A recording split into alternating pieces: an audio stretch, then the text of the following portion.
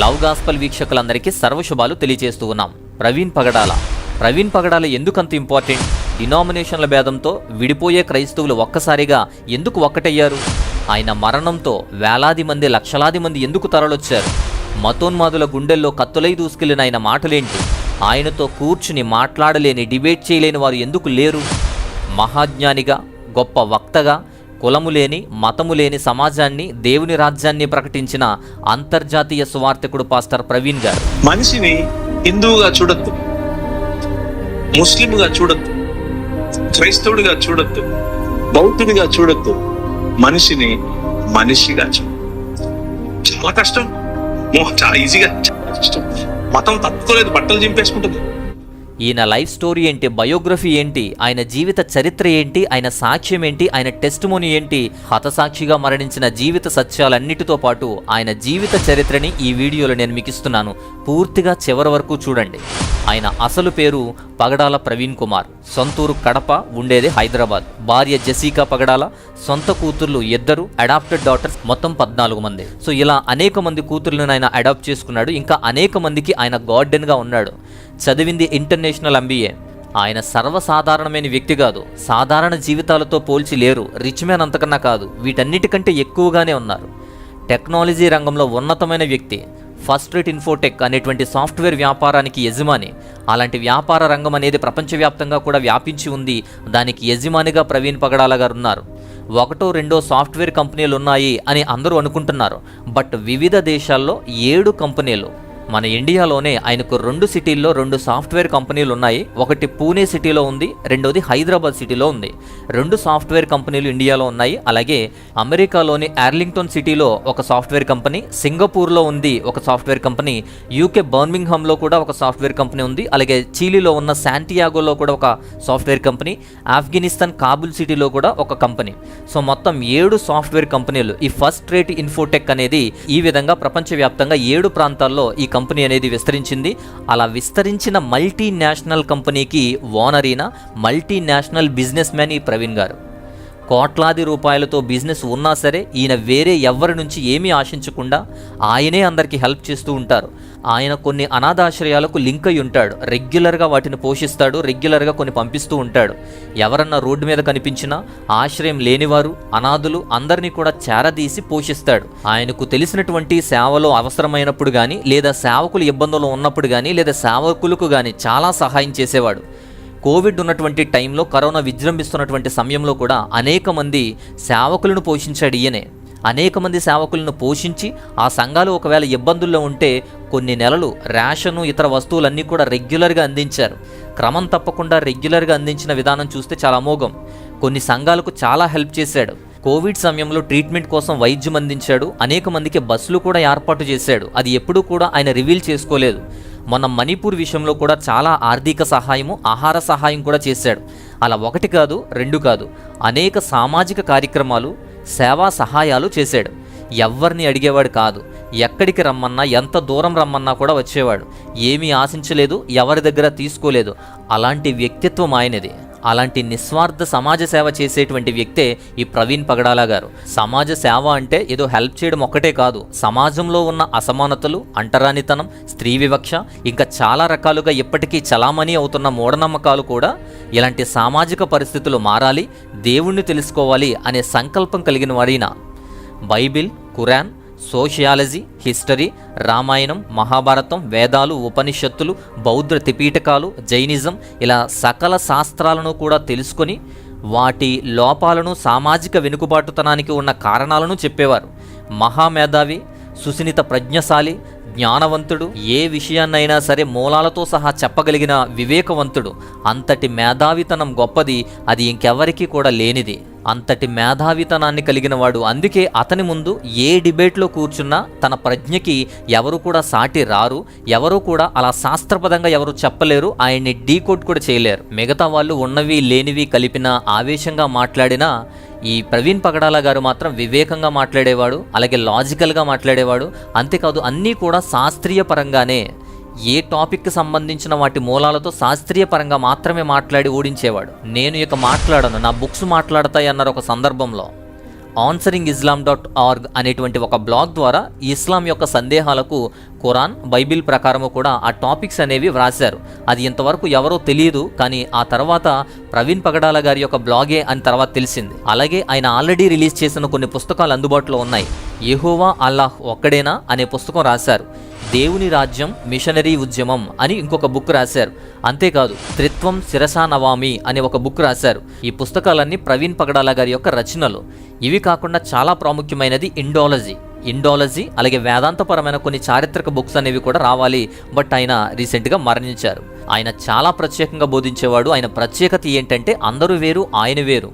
Indology అనే సిద్ధాంతం చాలా ప్రాముఖ్యమైనది. ఇండాలజీ అంటే ఇండియా యొక్క మూలాల నుండి ఇండియా యొక్క చరిత్ర, సంస్కృతి, సాంప్రదాయాలు, భాష, దేవుని రాజ్యం, దేశ సామాజిక శాస్త్రీయ అధ్యయనాలతో వివరించేటువంటి దేవుని రాజ్యమే ఇండాలజీ. అందుకే విమర్శకులకు, మతోన్మాదులకు చరిత్ర, సామాజిక సత్యాలతో కంపేర్ చేస్తూ లాజికల్గా చెబుతూ ఉంటే గుండెల్లో కత్తిపోట్లులా ఉండేవి. అందుకే విమర్శలకు, మతోన్మాదులకు టార్గెట్ అయ్యారు. అందుకే ఆయన ఉన్నప్పుడు మాట్లాడలేని వారు ఇప్పుడు అనేక విధాలుగా ఆయన్ని కించపరుస్తున్నారు. ప్రవీణ్ పగడాల గారు అంటే ఆయన మరణించేంత వరకు కూడా చాలామందికి తెలియదు. ఈవెన్ క్రైస్తవులలో కూడా చాలామందికి తెలియదు. అలాంటి సేవకుని గురించి తెలుసుకోవాలి. ఇతర సేవకులతో పోల్చితే చాలా భిన్నంగా వ్యవహరించేవారు. జీవనోపాధి కోసం సేవ చేసేటువంటి ఈ రోజుల్లో గొప్ప వ్యాపార సామ్రాజ్యం నిర్మించి కోట్లాది రూపాయలు సమాజ సేవ కోసం, దేవుని రాజ్యం కోసం ఉపయోగించేటువంటి వ్యక్తి ఈయన. ప్రవీణ్ పగడాల గారు కడపకు చెందిన నివాసి. అసలైన ఊరు కడప. అక్కడ వారి తల్లి ప్రొద్దుటూరుకి చెందిన ఒక క్యాథలిక్ క్రిస్టియన్, తండ్రి ఒక ముస్లిం. ఒక క్రిస్టియన్ తల్లికి, ముస్లిం యొక్క తండ్రికి పుట్టినటువంటి వ్యక్తే ప్రవీణ్ పగడాల. క్యాథలిక్ సంఘాల్లోనే మా పేరు పెట్టారు. క్యాథలిక్ సంఘాల్లోనే మేము ఎదిగాను. ఆ తర్వాత గుండ్లు కొట్టించుకుంటూ తిరిగే టైప్, అంటే వేలాంకడికి వెళ్ళటం, ఇలాంటి పరిస్థితి. చిన్నప్పటి నుంచే ప్రవీణ్ గారు ఎంతో బాగా చదువుకునేవారు. ఆయనకు ఒక అన్నయ్య కూడా ఉన్నారు. చదువుతో పాటు సామాజిక అంశాల మీద చిన్నప్పటి నుంచి ఆసక్తి అనేది ఉండేది. తల్లిదండ్రులు కూడా ఈ ప్రవీణ్ గారు చేసే విపరీతమైన అల్లరి కానీ, కోపం కానీ అవి ఎక్కువగా చూస్తూ ఉండడంతో వ్యసనాలకు లోనైపోతున్నాడేమో అనే భయంతో ఆయన్ని హాస్టల్లో చేర్పించారు. ప్రవీణ్ గారు 6వ తరగతిలో ఉండగానే హాస్టల్లో చేర్చారు. అలా హాస్టల్లో ఉన్న సమయంలోనే ఆయన ఒంటరిగా ఉండడం, ఎన్నో ఇబ్బందికరమైన పరిస్థితులు ఎదుర్కోవడం, ఒంటరితనానికి అలవాటు పడక ఉండలేక ఇంటికి వెళ్ళిపోవాలి అనిపించేది. ఇంట్లో వాళ్ళ ఆప్యాయత, ఆ ప్రేమను మిస్ అవుతున్న ఫీలింగ్ ఉండేది. తప్పనిసరి పరిస్థితుల్లో ఆయన హాస్టల్లోనే ఉండి చదువుకున్నారు. అలా తన విద్యాభ్యాసాన్ని కొనసాగించిన తర్వాత ప్రవీణ్ గారు ఎంతో బాగా చదువుకొని ప్రాథమిక విద్యాభ్యాసం అంతా పూర్తయిపోయిన తర్వాత యవన ప్రాయంలోకి వచ్చిన తర్వాత ఫ్రెండ్స్, యవన ప్రాయంలో ఉండాల్సిన అలవాట్లన్నీ కూడా, డ్రగ్స్ అలవాటు ఉంది, డ్రింకింగ్ అలవాటు ఉంది, స్మోకింగ్ అలవాటు, ఇలా కొన్ని అలవాట్లన్నీ కూడా ఉన్నాయని ఆయనే చెప్తూ ఉన్నారు. సో అలాంటి అలవాట్లతో యవన ప్రాయాన్ని పాడు చేసుకుంటున్న సమయంలోనే, చిన్న వయసులోనే ప్రవీణ్ గారి అన్నయ్య విషయంలో ఒకసారి గొడవ పడ్డాడు. ఒక స్నేహితుడు వాళ్ళ అన్నయ్య మీద కత్తి విసిరి ఆయన్ను కొట్టగానే ఆయన తెలుసుకున్నటువంటి ప్రవీణ్ గారు విపరీతమైన కోపం తెచ్చుకొని అన్నయ్యకు ఆ కీడు తలబెట్టిన మరో 2 స్నేహితులతో కలిసి విపరీతంగా చితకబాదారు. చివరకు అతడు చనిపోయాడేమో అనుకుని తుప్పల్లో పడేసి వెళ్ళిపోయిన తర్వాత ఆయన మళ్ళా బ్రతికి రావడం, పోలీసులు కేసు అవ్వడం వల్ల ఆ సమయంలో ప్రవీణ్ గారి రిలేషన్లో ఒక ఆమె సిఐగా ఉండడం వల్ల ఆమె ఎటువంటి కేసులు లేకుండా, ఎటువంటి ఇబ్బంది కలగకుండా సెటిల్మెంట్ చేసి పంపించారు. ఆ తర్వాత ప్రవీణ్ గారిలో ఒక ఆలోచన మొదలైంది. నేనేంటి, ఎలా ఉన్నాను, ఇంత దారుణంగా ఎలా ప్రవర్తించాను, ఒక వ్యక్తిని ఎలా చంపేయాలి అనుకున్నాను, అలాంటి ఆలోచనలే ఆయన మనసులో తిరిగాయి. అప్పుడే ఆయన గ్రహించారు, నేను ఎక్కడ ఈ సొంతూరులో ఉండడం సరైంది కాదు, ఇక్కడ ఉంటే నా బిహేవియర్ మారిపోతుంది, నేను ఇలా మొరటుగా తయారైపోతున్నాను అని. అందరి పిల్లల్లాగానే నేను కూడా సరైన లక్ష్యము, గమ్యము లేకుండా ముందుకెళ్ళిపోతున్నానేమో అనే భయం కలిగి ఆ విషయాన్ని అర్థం చేసుకున్నాడు. అంతేకాదు ఆ క్యాథలిక్ విశ్వాసాలు కానీ, ఆ యొక్క పద్ధతులు కానీ అస్సలు నచ్చేది కాదు. చర్చికి రమ్మన్నా వెళ్ళేవాడే కాదు. కానీ ఆయనకు గిటార్ అంటే చాలా ఇష్టం. గిటార్ నేర్చుకోవడానికి చిన్నప్పటి నుంచి కూడా కేవలం గిటార్ నేర్చుకొని వాయించుకోవడానికి మాత్రమే చర్చికి వెళ్ళడానికి ఇష్టపడేవాడు. హల్లెలూయా అంటే పడేది కాదు, హల్లెలూయా అననిచ్చేవాడు కాదు. అలాగే ప్రార్థన చేస్తే తిట్టేవాడు. బొట్టు పెట్టుకోకపోయినా, తెల్లని దుస్తులు ధరించినా కూడా అలాంటి విషయాలు అసలు నచ్చదు. వాటిని వ్యతిరేకించేవాడు. ఏదైనా సరే లాజికల్గా మాట్లాడేవాడు. లాజికల్ థింకింగ్ ఎక్కువగా చేసేవాడు. అలాంటి యవ్వన ప్రాయంలోకి దేవుని వైపు అడుగులు వేసేటువంటి ఒక క్షణమే ఒక క్రిస్టియన్ మీటింగ్కి, ఒక యూత్ మీటింగ్కి తన స్నేహితులు ఆహ్వానిస్తే వెళ్ళను అని చెప్పినప్పటికీ వాళ్ళు బలవంతంగా ప్రవీణ్ని తీసుకుని వెళ్ళడానికి సిద్ధపడితే అప్పుడు వారితో కలిసి ఆ యొక్క యూత్ మీటింగ్కి వెళితే అక్కడ దేవుడు అతనితో మాట్లాడాడు. నీవు ఈ ప్రపంచానికి వెలుగవ్వబోతున్నావు అని ఒక పాస్టర్ ద్వారా ఆయన మాట్లాడడం, అవి తన మనసులో గుచ్చుకోవడం, తను ఎప్పుడూ లేనంత దేవుని వైపు ఆకర్షితులవ్వడం, దేవునితో మాట్లాడడం అనేది జరిగింది. కోల్పోయినటువంటి సంబంధాల కారణంగా నేను దుఃఖిస్తూ ఉన్న సమయంలో ఒక వ్యక్తి నన్ను సంఘానికి తీసుకుని వెళ్ళటం, లేకపోతే ఒక యూత్ మీటింగ్కి తీసుకుని వెళ్ళటం, అక్కడ నేను ప్రభువును తెలుసుకోవటం, నీవు లోకానికి వెలుగై ఉన్నావు అన్న విషయాన్ని ఆయన గుర్తు చేసి నన్ను ఆయన నా జీవితంలో రక్షణ సువార్తను, నా జీవితంలో దేవుని రాజ్య సువార్తను ఆయన నాటినప్పుడు నా జీవితం మారిపోయింది. ఇది విన్న తర్వాత ప్రవీణ్ గారిలో ఒక ఆలోచన మొదలైంది. నేను అందరి స్నేహితులతో కలిసి అల్లరి చిల్లరిగా తిరిగి ఎలా పడితే అలా ఉంటూ ఆవేశంతో ఊగిపోతూ వివిధ రకాల వ్యసనాలకు అలవాటు పడి ఎందుకు పనికిరాని వాడిగా సమాజంలోనూ, కుటుంబం దృష్టిలోనూ, నా దృష్టిలోనూ కూడా ఉంటే నేను ప్రపంచానికి వెలుగు ఎలా అవుతాను అనే ఆలోచన ప్రవీణ్ గారి మనసులో విపరీతమైన అలజడి ఆయనలో కలిగింది. అంతేకాదు అలా కొన్ని రోజులు దేవునికి కట్టుకోవడానికి, దేవుని వైపు తిరగడానికి ఆకర్షితుడై దేవునితో పాటు నడిచే ప్రయత్నం చేశాడు.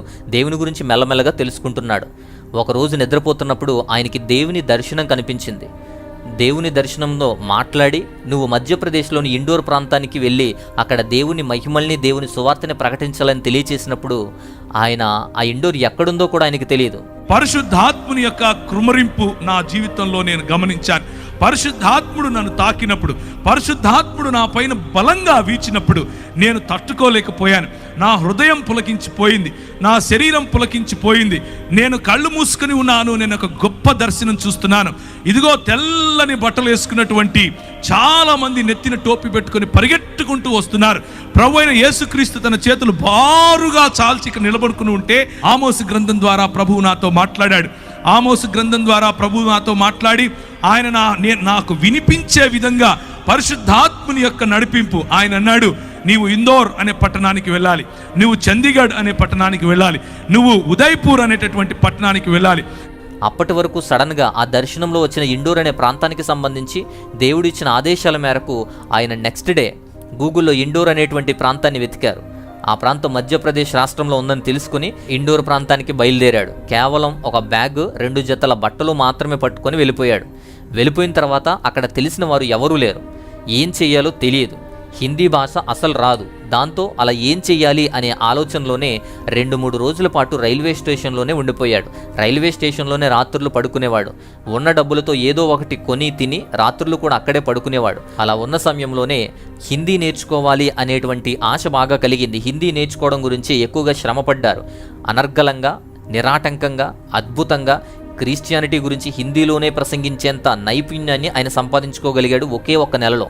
కేవలం 1 నెల రోజుల్లోనే తెలుగు తప్ప వేరే భాష తెలియని ఒక వ్యక్తి హిందీ అంత బాగా నేర్చుకుని అంత అనర్గళంగా ఉపన్యసించడం, దేవుని యొక్క వాక్యాన్ని అద్భుతంగా చెప్పడం చూసి ఎంతోమంది ఆయన మాటలకి మంత్రముగ్ధులైపోయారు. హిందీలో ఎంత బాగా ప్రసంగిస్తున్నాడో అని చూసి ఆయన హిందీ వ్యక్తి అనుకున్నారు. అది తప్ప తెలుగు వ్యక్తి అని ఎవరూ కనిపెట్టలేని స్థాయిలో ఆయన ప్రసంగం అనేది అద్భుతంగా ఉండేది. టీవీల వాళ్ళు కూడా ఆయన ప్రసంగాలను ప్రసారం చేసేవారు. అక్కడికి వెళ్ళిన తర్వాత మరొక దర్శనాన్ని చూశాడు. మరొక కలలో దేవుడు చూపించినటువంటి ఒక గదినే ఆయన అద్దుకుండడం జరిగింది. అది జైనులు నివసించేటువంటి, జైన మతస్థులు నివసించేటువంటి ఇల్లు. ఆ ఇంటిలో ఆయన కొన్నాళ్ళు ఉన్నారు.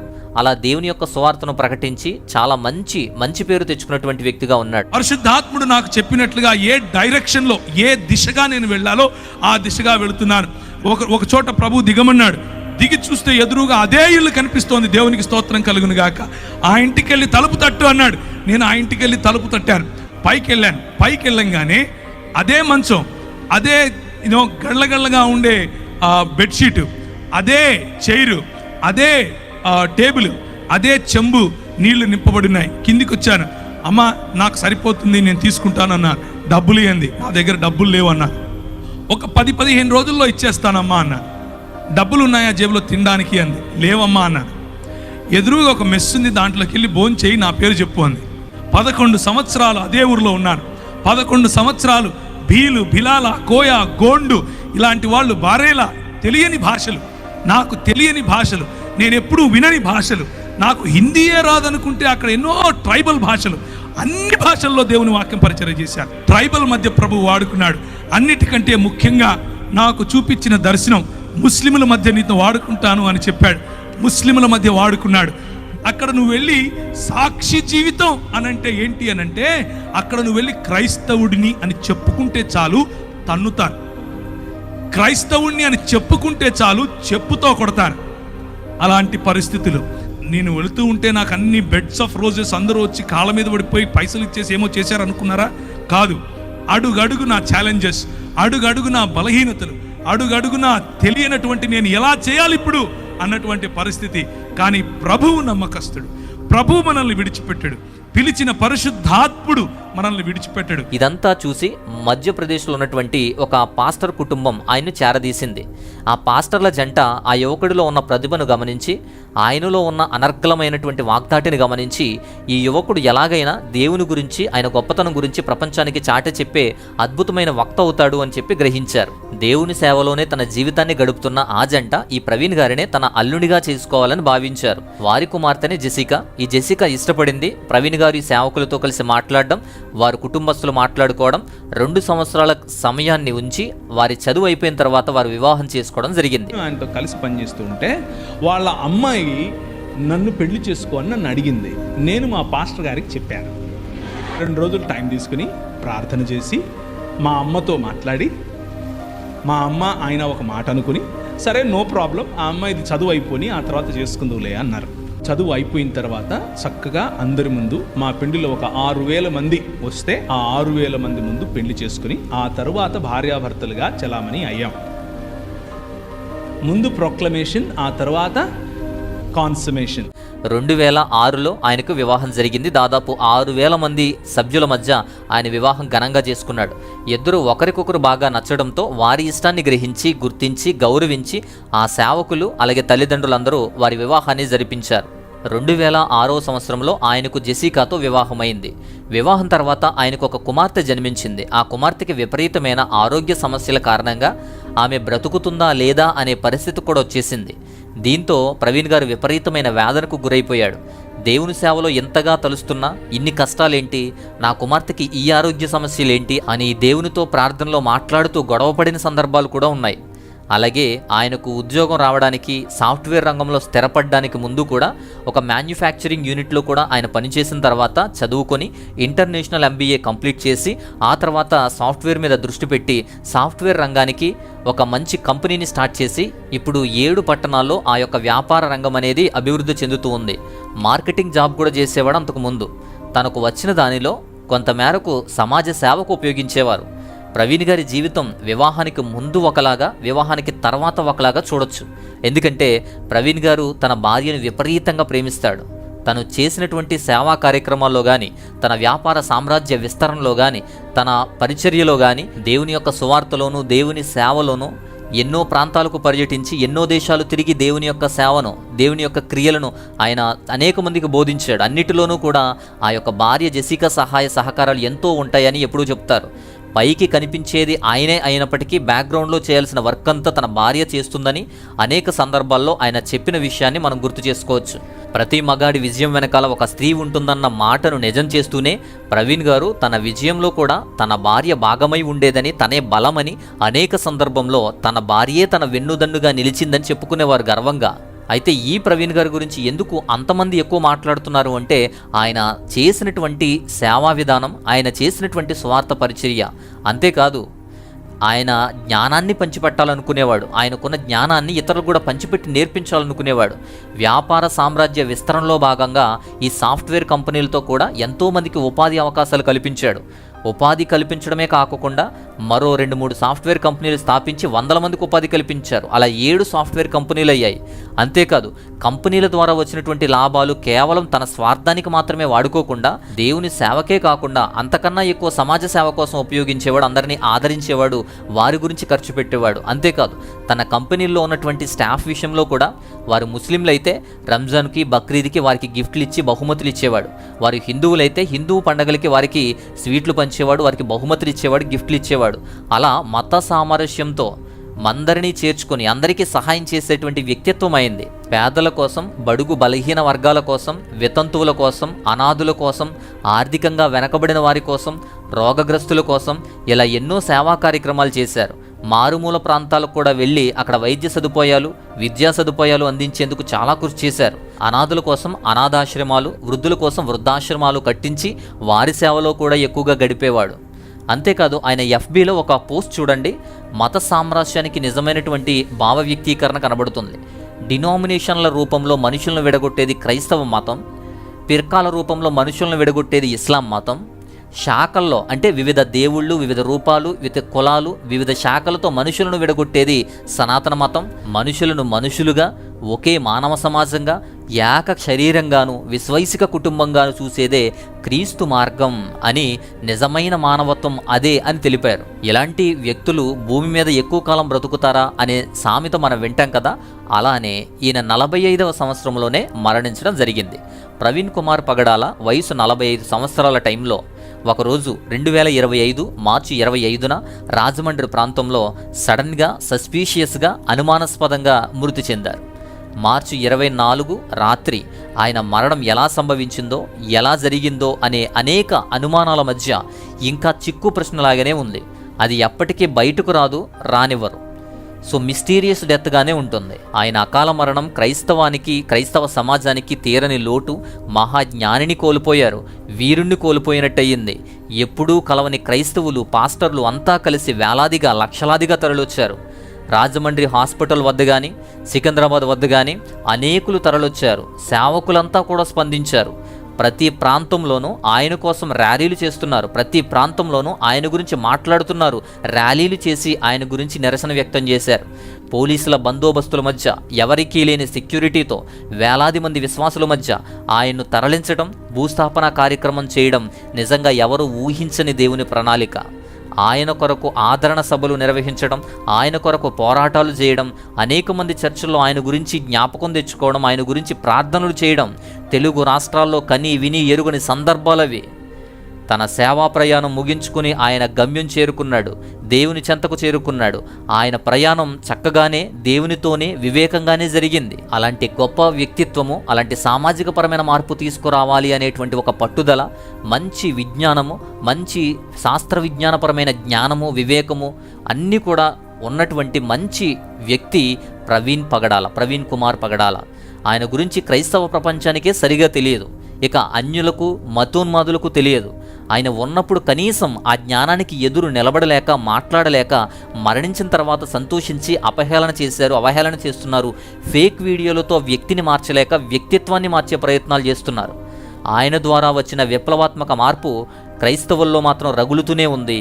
ఇంతవరకు కూడా కేవలం చర్చిల విషయాలు మాత్రమే తెలుసుకునే అందరికీ కూడా ఈ లోకమేంటో, మతోన్మాదమేంటో, దేశ రాజకీయాలేంటో, మత రాజకీయాలేంటో మెల్లగా అర్థమవుతున్నాయి. వీటి ద్వారా బయట ప్రపంచాన్ని, ఈ యొక్క రాజకీయ ప్రపంచాన్ని పట్టించుకొని వాళ్ళకు కూడా ఇప్పుడు చక్కగా అర్థమవుతుంది. ఆ విషయాలన్నీ తెలుస్తూ ఉన్నాయి. అందుకే ఆయన మిగతా అందరి పాస్టర్ల కన్నా, అందరి సేవకుల కన్నా విభిన్నంగా ఇన్ని వేల మందిని, లక్షల మందిని ప్రభావితం చేయగలిగారని మనం గమనించవచ్చు. అలాగే ఆయన బోధనలు, ఆయన మెసేజ్లు విన్న ఏ ఒక్కరైనా కూడా ఆయనతో మాట్లాడే దానిలో ఒక మంచి లాజిక్ని గ్రహించగలుగుతారు. ఎందుకంటే లాజిక్తోనే ఆయన ఎక్కువగా మాట్లాడతాడు. మూఢత్వంతో, మూర్ఖత్వంతో, వితండవాదంతో ఆయన చేసేటువంటి సంభాషణలు ఏవి కూడా ఉండవు. ఆయన ఎంతటి విరోధైనా, ఎంతటి మూర్ఖుడైనా, ఎంతటి తెలివి తక్కువ వాడైనా సారనో లేదా గౌరవంగానో మాట్లాడతాడు. ఆయన చేసే సంభాషణ ఏదైనా సరే జ్ఞానాన్ని పెంపొందించేదిగా, ఒక సబ్జెక్ట్ వైజ్ మాత్రమే ఉంటుంది, లాజికల్గా మాత్రమే ఉంటుంది. అది ఆ శాస్త్రానికి పరిమితం అయిపోయి ఉంటుంది. ఆయన మాట్లాడే విధానం కూడా ఆయనకు విపరీతమైన ఫాలోయింగ్ను తెచ్చిపెట్టింది అని చెప్పొచ్చు. ఏదేమైనా మంచి విలువలు పాటిస్తూ ఉన్నత విద్యావంతుడై వ్యాపార సామ్రాజ్యాన్ని, ఈ యొక్క సాఫ్ట్వేర్ కంపెనీ సామ్రాజ్యాన్ని విస్తరించి వేలాది మందికి ఉపాధి కల్పించడమే కాకుండా పేదలకు, దీనులకు తనకున్న జ్ఞానాన్ని పంచి తన సంపదను కూడా ఖర్చు పెట్టి తన నిస్వార్థమైనటువంటి సేవతో దేవుని పరిచర్యలో ఒక మంచి పాత్ర పోషించాడు. అందుకే అలాంటి వ్యక్తి గురించే ఇన్ని గుండెలు ఆరాటపడుతున్నాయి అని మనం చెప్పొచ్చు. సో ఇది ఆయన లైఫ్ స్టోరీ, ఆయన జీవిత సత్యాలతో కూడినటువంటి విశేషాలన్నీ కూడా అందించడం జరిగింది. ఇది ఖచ్చితంగా మీరు అందరికీ షేర్ చేయండి. ఆయన లైఫ్ని అందరూ తెలుసుకునే ప్రయత్నం చేస్తారు. ఆయన గురించి అందరూ తెలుసుకోవాలి. నేటి సమాజంలో ఇప్పుడున్న తెలుగు రాష్ట్రాలలో ఉన్నటువంటి సేవలో క్రైస్తవుల మధ్య మంచి పాత్ర, దేవుని యొక్క రాజ్యం స్థాపించుకునేందుకు మంచి పాత్ర పోషించిన వ్యక్తి ప్రవీణ్ పగడాల గారు. కాబట్టే ఈయన మరణించిన విధానం కూడా హతసాక్షికి సంబంధించినదిగా చాలామంది చెబుతూ ఉంటారు. అంటే వారితో పాటు దేవుని సువార్తలో మరణించిన వ్యక్తిగా కూడా ఈయన ఉన్నారు. అలాంటి వ్యక్తిని కోల్పోవడం, అలాంటి వ్యక్తి మరణించడం అనేది అందరికీ చాలా బాధాకరం. అది ప్రవీణ్ కుమార్ పగడాల అనేటువంటి వ్యక్తి యొక్క, దేవుని కుమారుని యొక్క జీవిత సాక్ష్యం ఇది. ఈ విషయాన్ని అందరికీ షేర్ చేయండి. ఖచ్చితంగా ముందు ఎక్కువ మంది చూడడానికి లైక్ చేయండి. మీరు లైక్ చేస్తే ఎక్కువ మందికి చూసే అవకాశం వస్తుంది. సో ఈ విషయం కనుక మీకు నచ్చితే ఖచ్చితంగా లైక్ చేయండి, ఇతరులకు కూడా షేర్ చేయండి.